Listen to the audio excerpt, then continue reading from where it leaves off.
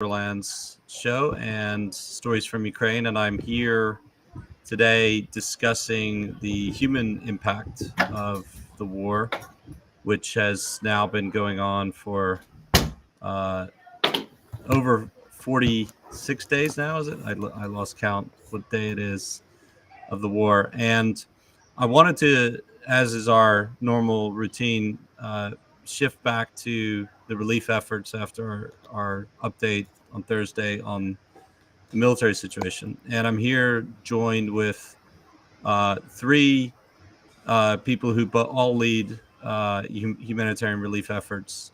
Elena and Oksana are with us, and they're going to join us right after we have our first guest here, which is Artur. And Artur, why don't you just introduce yourself? Tell us what you were doing before the 24th of February, and let's start from there. So I'm a tech entrepreneur and I've been building tech startups for the last decade. I used to have a venture studio slash startup incubator here in Los Angeles. I I'm basically the engineer that got into entrepreneurship, has been building software, and until 2020, that was my primary activity: raising money, building tech startups, getting them to the market. In 2020, there was a very interesting situation when COVID was an inflection point for me, and I realized that I don't want to build the next, unicorn tech company. I want to build technology for social good, and I launched a COVID research initiative called coronawhy.org, and that scaled from 10 engineers to 1,500 people in a matter of 3 weeks.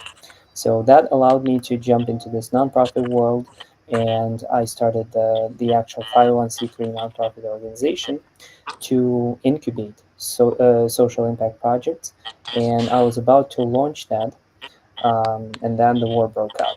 So I kind of used the same infrastructure that I was building out just to build something for my own country, for my own family, relatives, and everything.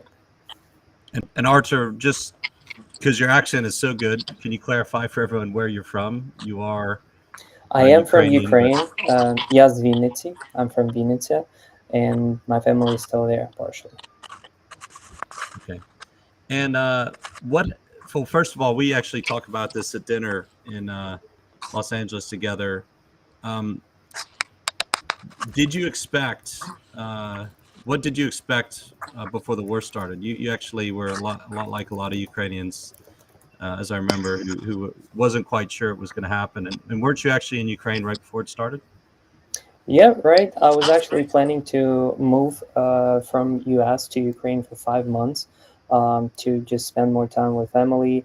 I basically was planning to come back for a little more than usual, and I was there just a week before invasion. I flew out on the last KLM flight, the Dutch Airlines, before they stopped airline communication. And what was your reaction on the 24th of February when it actually started? Because you actually dropped off some things in Ukraine expecting to go back, right? Yep, I did bring my cat to Ukraine because I was thinking that I'm gonna stay for 5 months and I didn't have anyone to keep care of my cat. So, my reaction was I couldn't believe it. I just couldn't believe that was happening, especially because the reports were from the airstrikes in Kiev and other central Ukrainian cities, and that didn't make any sense to me because it was always like, well, it's in the eastern Ukraine. That's where the war, if by any chance it will break out, that's where it's going to be. So I started calling my parents, my brother. Everyone was asleep, obviously, because that was like 4 or 5 a.m. And then my wife's family called her crying because they heard airstrikes and they saw the actual missiles flying in. Yeah. So everything changed, and you got actually busy quite rapidly on the project you're doing now. Tell me how you reacted to it that day. Did it take you a day like me to absorb it, or did you get to work right away on the It project? was quite crazy because, I felt hopeless and helpless the first hours of it, and I was like, what can I do? I mean, I'm a problem solver, right? Here's a problem, and I'm one of those people that can't just sit and wait. So I couldn't sleep, and I fell asleep and woke up at 2 a.m. and I was like, that's it. I need to do something. I created a domain, ukrainenow.org. I created the website, a form to sign up and volunteer, and just started posting it on social media. So that was, took me less than 24 hours. And then we just observed people that helped me in 2020 joining in and doing the same things, almost kind of like taking recipes off the shelf of our previous experience and utilizing those. So it's almost like the COVID was just preparing you for this, in terms of you didn't even know it, but the same relief work you've been doing in the last crisis that hit the world became a lot more personal and useful for you. Correct. And I'm not the only one. I meet every day. I meet people that evacuated people from Afghanistan, or other hotspots or other disasters like Haiti and Honduras and others. And it seems like crisis after crisis, people are doing better at these things. But war in Ukraine is such a unique environment that even those people are not prepared. So I don't consider myself prepared at all, but it definitely helped me. Yeah. Well, actually, a funny thing today, Artur, someone messaged me. It's a member of our team, does a little bit of marketing for the show and my media agency, and he's volunteering to help on the nonprofit. And he said, "Hey, this is your competitor." And he said, "I really like their website." And I just laughed because you and I had dinner the other night, and you called me couple weeks ago when I came to the States, because we got connected. And my first reaction when anyone says competitor and trying to help people survive or get help in this war is, it's laughable to me, because we immediately realize that we're doing something, you're doing something. We're both trying to help people get out of harm's way, or people impacted by the war. And we're just helping each other, based on what you do well and what we're doing well.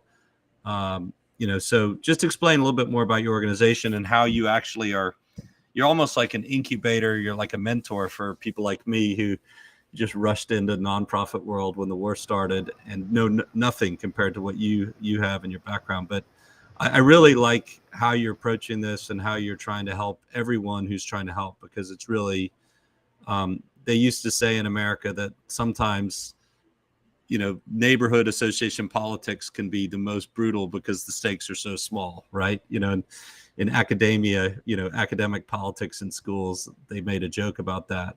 And I was worried I would run into a little bit of that in the nonprofit world, and I've not seen it at all, at least in the Ukrainian nonprofits I've been working with. And it's been phenomenal, the effort that everyone's doing, but you're really kind of serving as this kind of organizer, mentor, and hub.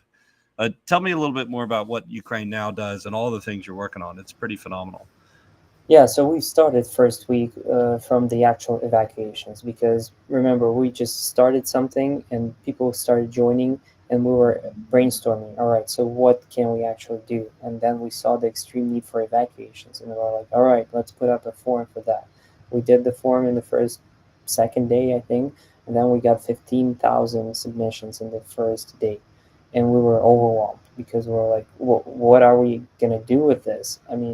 This form went viral, as they say it, on social media, because there was no structure, right? And people like structure. And when there's something structured offered, like a form, fill out the form and we'll potentially help you, they flock to it.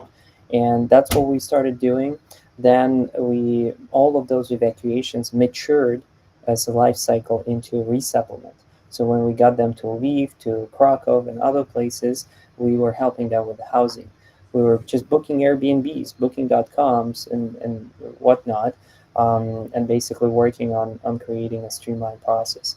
And then, when these matured, we realized, all right, with those buses that we drive across the border, we can pick up supplies and send them back. So that's what we've been doing. We still have regular scheduled buses going from Kyiv to Lviv, Kyiv, in Kyiv, going from Kyiv to Krakow. We have warehouse in Krakow, and we're building supply chain bit by bit. But what we realized third or fourth week, and I think that was about when we actually met and had dinner, is that we're building infrastructure to empower other organizations and volunteers to do this more efficiently. Because not every 10 people nonprofit group can afford to hire a cybersecurity firm or an expert for $300,000 per year, and they should. But the need is clearly there. With the cyber warfare, with the hacking, all of that, the social engineering, psyops, and we realized that that's our actual, the most impactful thing we can do. We've incubated these task forces like evacuation and the help with housing and supplies as sandbox environments where we tested the processes, and now we're onboarding other organizations that are doing it even better and providing this as a process and system for them. Yeah. And actually, we're about to start cooperating with you, and members of our team are going to help you with some of our team members who are good case managers, because you've been overwhelmed with cases. And we'll launch our app and we'll learn our lessons, and if it's useful for you, you're welcome to use it. I mean, that's the way we're all That's the approaching this key. right now. We're all learning in a very fast-paced environment, and it's all about interoperability and collaboration. Those are the only things that matter. It's not about egos or who's doing what. It's really about finding the best solutions as soon as possible.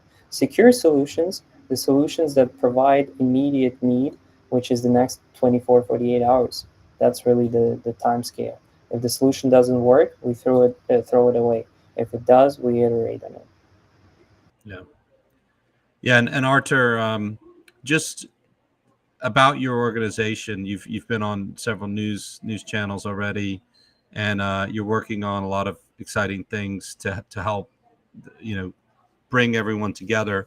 And we're going to speak to, right after you have to leave, a couple of your compatriots or colleagues in Ukraine who are working on the front lines here, to aid organizations or people who want to get involved or connect with you or get help from you. What's the best way for people to plug into what you're building and develop this ecosystem? Yeah, the most efficient way is to actually go through our join volunteer form. And we've established a process that actually would be beneficial for any organization to observe in terms of the identity verification process. In the early days, we observed how many of anonymous and sketchy volunteers were joining different efforts and infiltrating different places.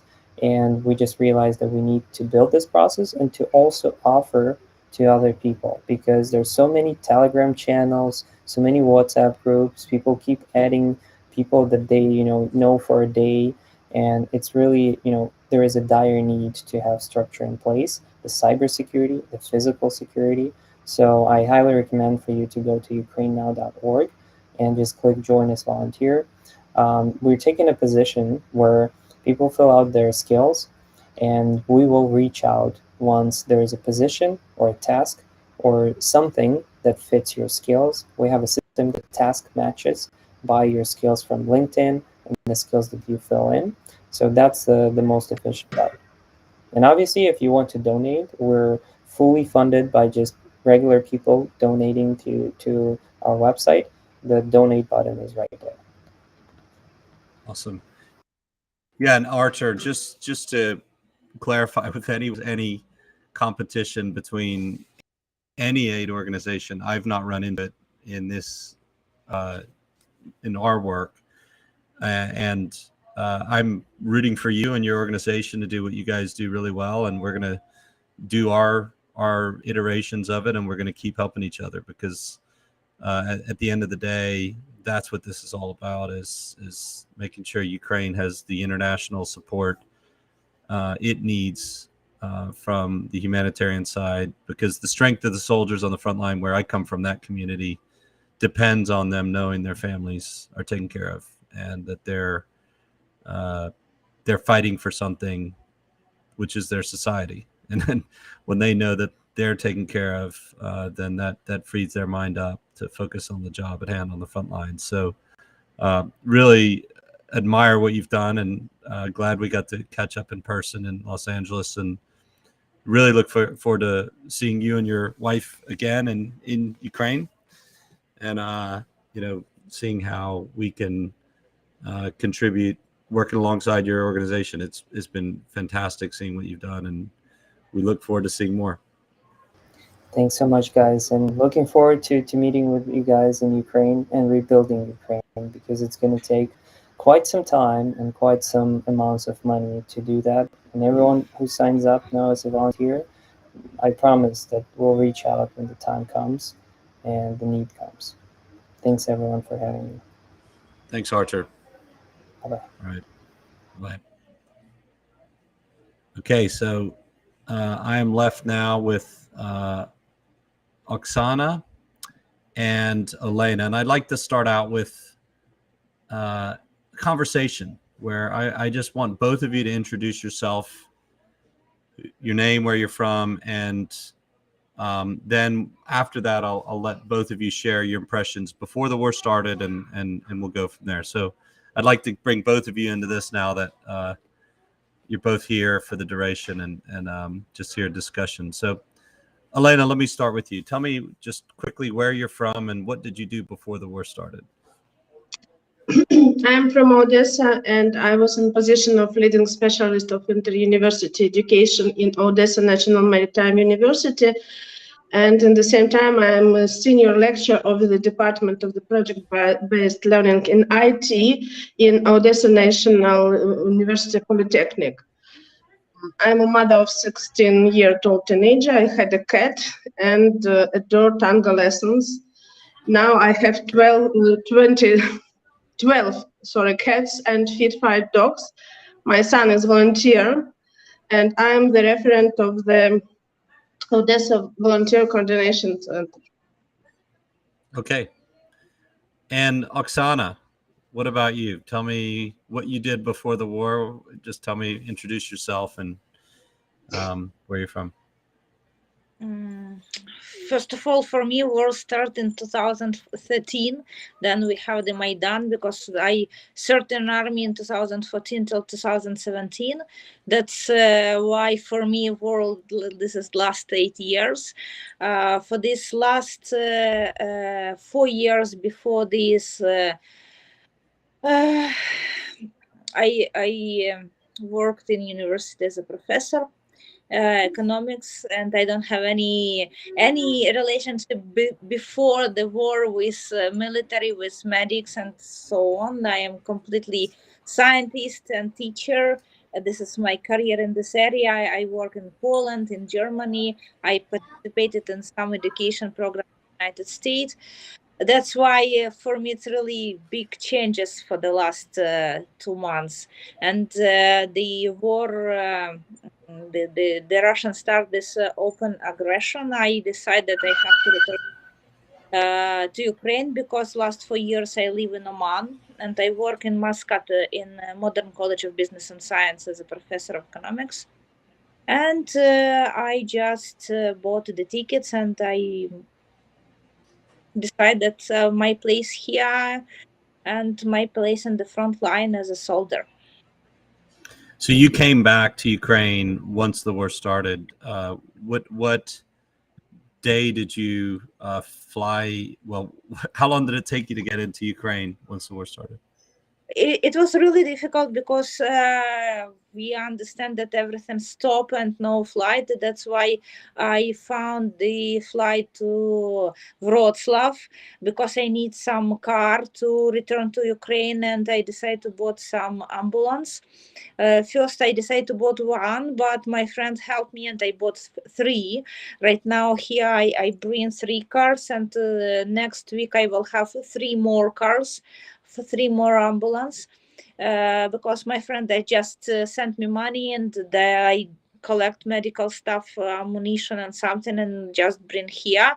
But I'm not really volunteer because I am serving army. That's why my main place here, and I try to help. I understand that I think all Ukrainians feel that they do not enough. The whole time you feel that it's not enough, you have to do something more. I feel same. This is the strong feeling, and I really try as much as possible. This is like my story for the last two months. Yeah. Well, let's talk about the before the war. Did you, Elena, or Oksana, did either one of you believe that the war, which has already been happening for 8 years, was going to expand significantly with the Russian troops at the border?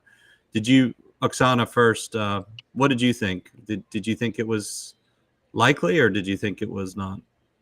I feel that the Russia started this war in 2014. I have strong feeling that I saw this streets, this building last time. I wrote the book about that time, and my first story there that I walk in the street in the Kyiv, and I like feeling that this is the last day that I can see everything as it is, and after the change, but the war start, the great war start after 8 years. But in any case, the strong feeling was 8 years ago. So you always knew that it would come, I guess, that today, the current situation, and you'd been on the front lines, and you're originally from Donetsk Oblast, right? What's your town? I'm Where are you from Dnipro. You're from Dnipro, okay, and which is not far from Donetsk, but you're from the city Dnipro, and that's actually near where my Katya is from. My fiance is from Kryvyi Rih, so not far from Dnipro. So after the war, you joined the regular army or one of the volunteer battalions?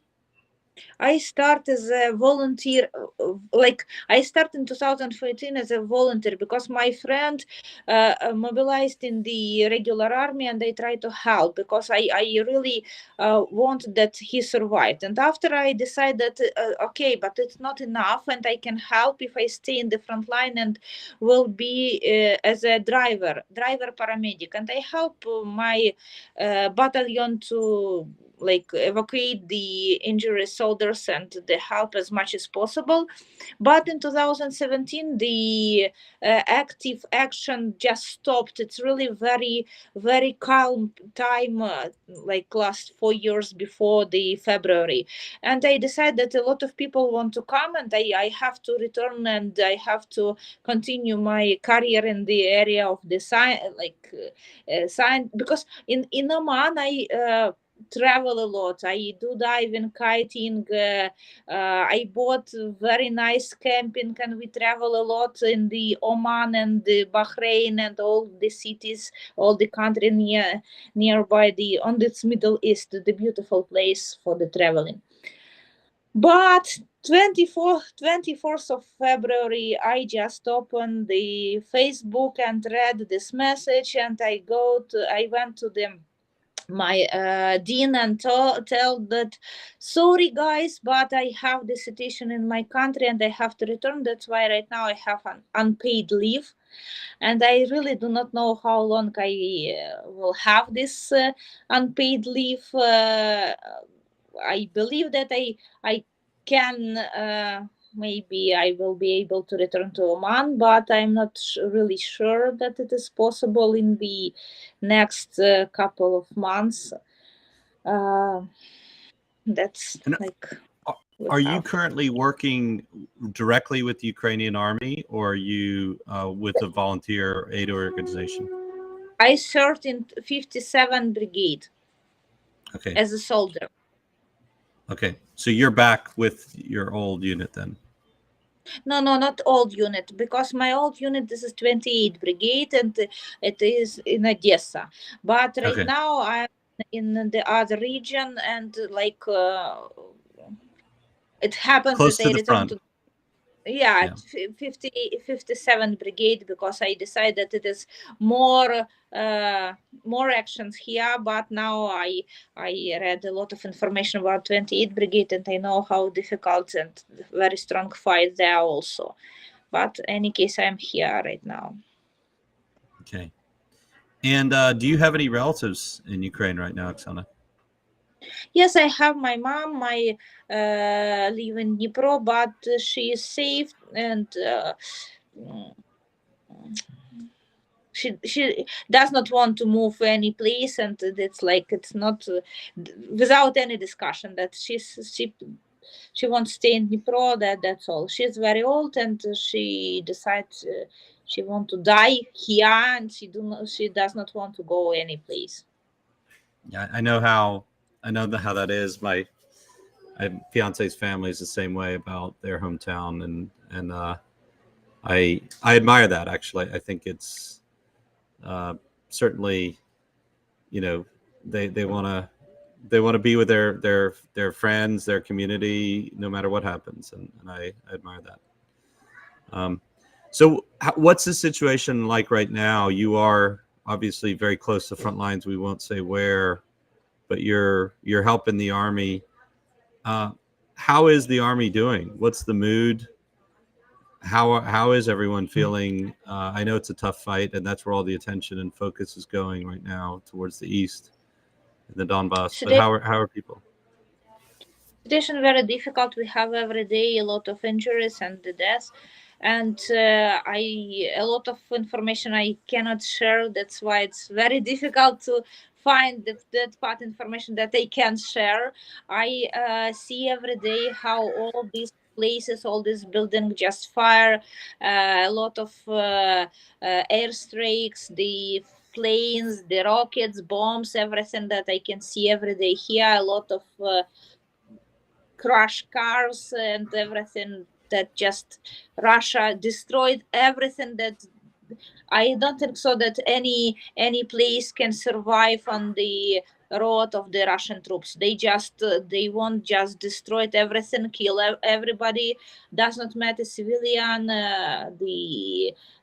or the military, or what the place they can see, the school, kindergarten, or other places. They just destroyed everything. That's or we survive or we will die. We don't have any option. Or we will win or they just kill us. That's all. Wow. So it's really that straightforward. That's what everyone sees as the two possible outcomes. Is and especially, you've been with the soldiers now, or the army, for 2 months. How did the mood of the soldiers change after the atrocities became public from Bucha?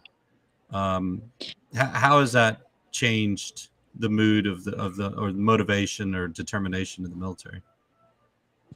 As you understand, if also on all this information that you have that you see in the news, that we had a lot of prison of wars, and then the war started, but the number of these prison of wars later decreased. It's related to the situation that our military or our army see in the Bucha and the Gostomel and the other places, and also we receive a lot of information from the places that the Russian troops occupied. That's why we hate Russians. We hate not just military, we hate all people, because I think all Russian people, because I think that it's not just Putin guilty or the army that come to our land guilty. Every Russian around the world guilty in this situation. They are really or just keep silent or kill Ukrainians. And the main reason of this war, they don't have any denazification or the demilitarization that the Putin told. That just the main reason of this action, just kill all Ukrainians. That's why we don't have any option like kill enemy. That's all. Yeah, it's really just, it's very clear now that it's I think on both sides, but especially for Ukrainians, if you don't evacuate, then, and the Russians come, it's not a good situation. And I think that just, it might intimidate some people, but I think it makes the whole country much more determined to fight. What I've been seeing and hearing from people And I just wondering what your experience is with talking to people on the front lines. You see, also that's like public speaking. If we speak that like one to one, I can share more deep information, but for the public I cannot share. But we understand what we feel in, because it's normal that if somebody come to your home and want to kill you, your family, your relatives, they want to destroy everything, that they just want one thing, that you want kill enemy, that's all. You don't have any other option. That's why we will fight. Yes, and that's very important, I think, for people to understand, is the motivation I've seen among the military has gone up, and I never thought it could go higher than what I saw at the beginning of the war, but it continues to go higher from what I've seen. And I know it's hard fighting right now on the front, but how do you see the troops holding up? How are they doing? What's the energy and mood in the military right now?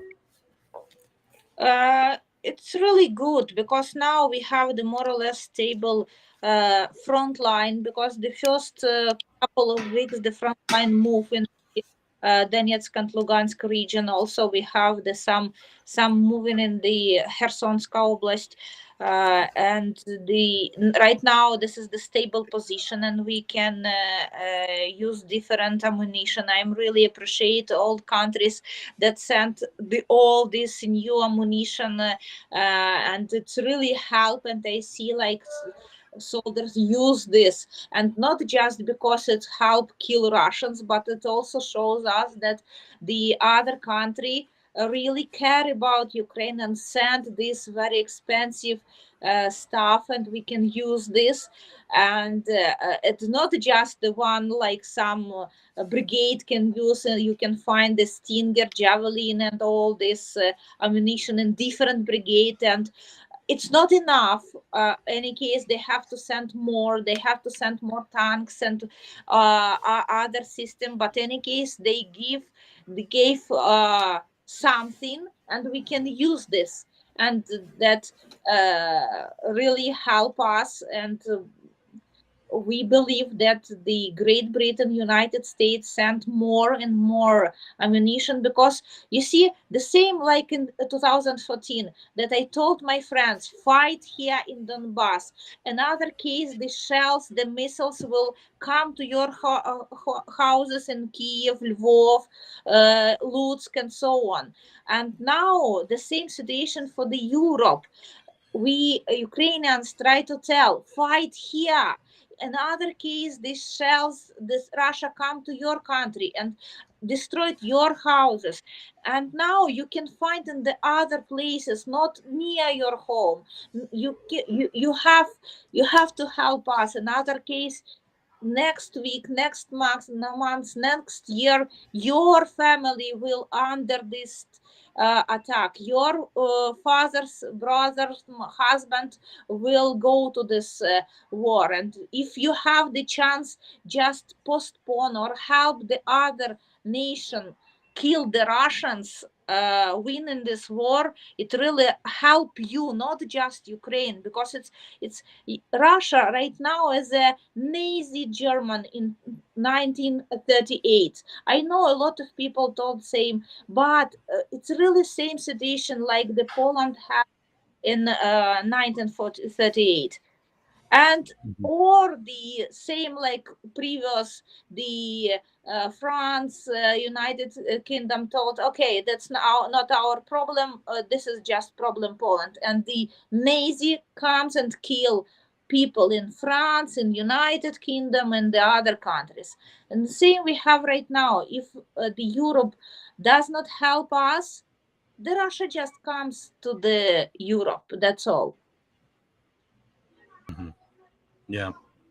Thank you, Oksana, for sharing. And I want to bring Elena in now, because Elena, you're part of a different part of Ukraine, but close. Dnipro and Odessa are both favorite cities of mine to visit. I like to go to Dnipro for the river and the tsunami spawn. Just got a lot of friends. It's good town, and but Odessa's also got a special place in everyone's heart. Elena, both from Ukraine, and anyone who's heard of Ukraine probably has heard of Odessa. So tell me a little bit about your life before the 24th of February and how that changed. Were you expecting this, or was it unexpected for you, and what changed? You see, the crisis was obvious, but I believed until the very end that everything would be resolved through the negotiation, because the situation is unthinkable and goes against everything I believe in. So I wanted with all my heart the problem to be solved orally. Unfortunately, the 24th of February woke up myself and my family with bomb sounds and make a cross before the war and after war. I'm not sure I was ready, really, and I'm not sure I was ready to accept it for the first several days. I was weak and wanted to wake up and find out that it was my nightmare. Unfortunately, it lasts. Mm-hmm. And when did you decide what did you decide to do after the war started? What changed? What action did you decide to take?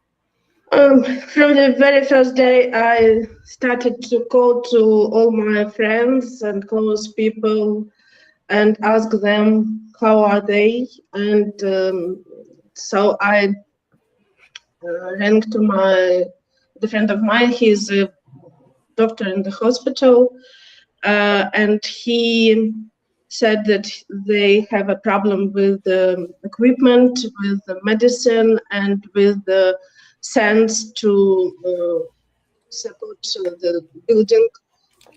That's why I started to find necessary for them, and it was my own initiative for the first 2 weeks before I joined the team of Odessa Volunteer Coordination Center.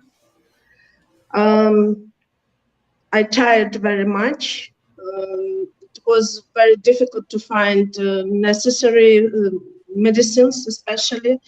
It was very hard to collect money because everyone tried to spend themselves the money for something. I understood that it's impossible to solve the problem with my own, I understood that we need to unite our power. At that moment, I met Sergei Timchuk. He created on the 4th day. He was early. He is a man much clever than me. So on the 4th day, he understood that solving problem is in synergy effect. So he organized the Odessa Volunteer Coordination Center to support volunteer and to help them to unite their possibilities. Wow. And so you went from working and you set everything down, started volunteering at the hospital, and now you've formed this alliance or this organization. Tell me more about it. What are you? How many people are in it? What are you doing now, and how are things going?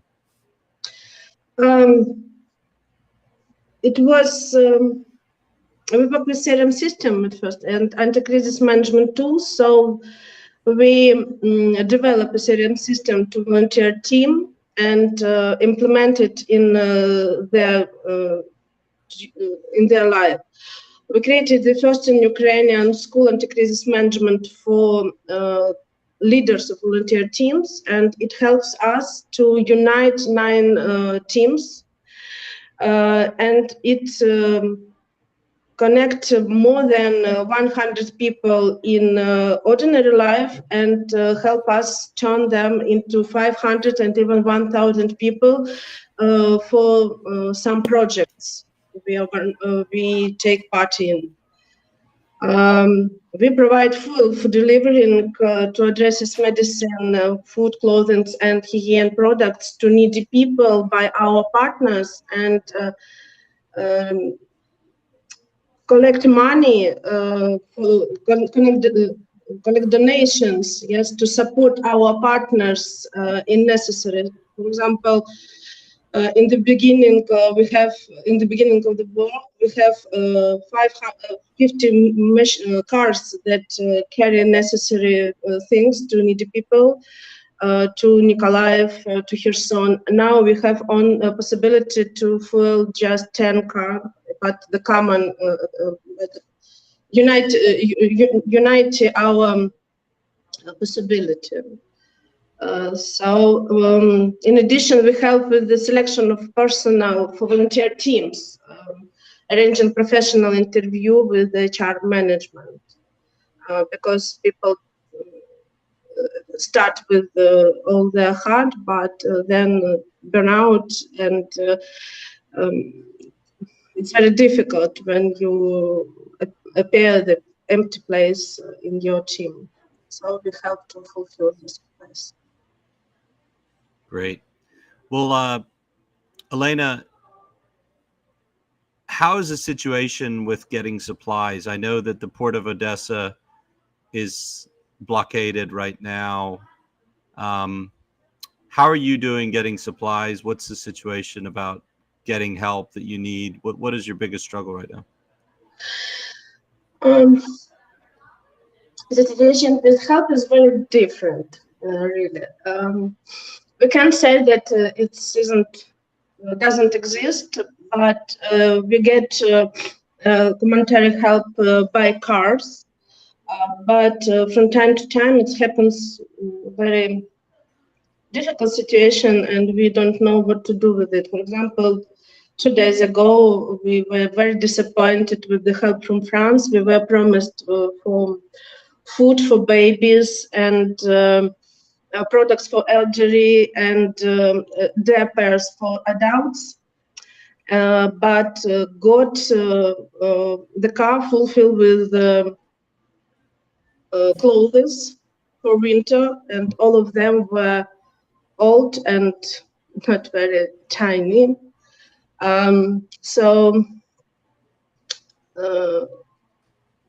Now, as I see the situation, now we can help one each other, unite our possibilities. People use their own money to buy necessary things, necessary food, to fill the cars, to get to drive to the necessary place. But we can't take everything by free from our entrepreneurs and manufacturers, because we can't ruin our economy. Many of them wasn't possible to save their business, and there are a lot of people who left without any money for life, and number of people who needs help grow day after day. At first, it were militaries and some society groups. Nowadays, mostly all of us needs some help to feed our children, to feed our cats and dogs and ourselves, to be able to go on to help. And Elena, how can people help you? I'd love to let those who need, and I'll have our show producers put a link out below this video, wherever people see it. How can people reach out directly to you to help?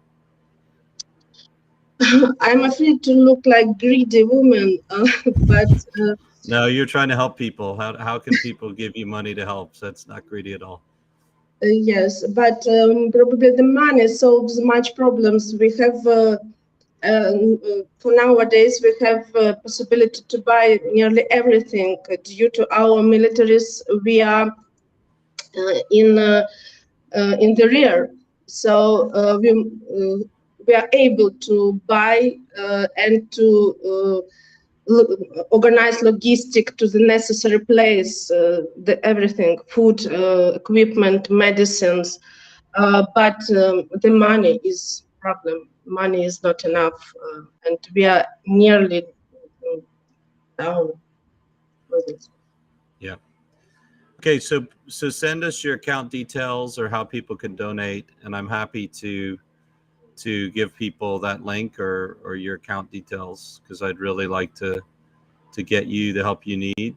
And Oksana and Elena, I really appreciate both of you coming on and sharing your stories. And Oksana, it's an inspiration to see you back close to the front lines doing what you have been trained to do in the Army. And Elena, thank you for putting everything down and volunteering to help your community. I think it's when I speak to both of you and people like you from all over Ukraine, I understand that it's not a matter of if, it's just a matter of how long is this going to take. And I think this is the true strength of Ukrainian society. And I just wanted to thank both of you for all that you're doing. If I can, I want to say, Oksana, that I admire your courage, and thank you so much the possibility, the opportunity to be not alone in this awful situation. Thank you.